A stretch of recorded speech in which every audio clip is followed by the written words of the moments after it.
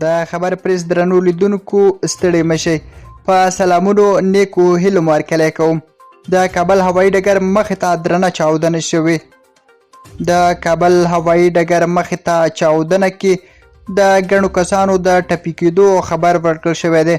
روغتیایي مسؤلینو ویلي چې ټپیان یې ایمرجنسي روغتونونو ته رسولي دي.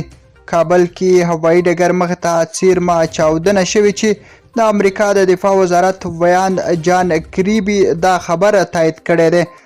دا برید داسې مهال کیږي چې امریکا او ځینو نورو بهرنیو هیوادونو ویلي وو چې د کابل پر هوایي ډګر د برید احتمال شته دی.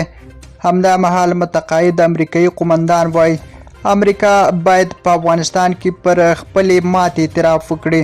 واشنګټن پوسټ ورځپاڼې د هغه امریکایي متقاعد قومندان له قوله چې په افغانستان کې دنده ترلاسه کړې ده ویلي چې که څه هم د خپله په افغانستان کې جګړې کړي دي خو زیاتوي چې متحده ایالات باید پر خپله ماتې اعتراف وکړي. هغه ویلي چې امریکایي چارواکي دي د افغانستان له جګړې زده کړه وکړي.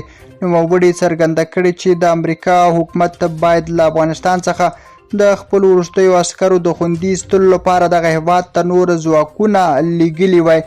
خو اوس چې وخت کم پاتې دی د بایډن ادارې ته پکار ده چې د یو څرګند پلان له مخې د امریکایي پوځیانو او افغان همکارانو د ایستلو لپاره بیړني اقدامات وکړي. د خبر له لیدلو مو مننه. درنو لیدونکو په اخره کې زموږ د یوټیوب چینل هم در سره سبسکرایب کړئ.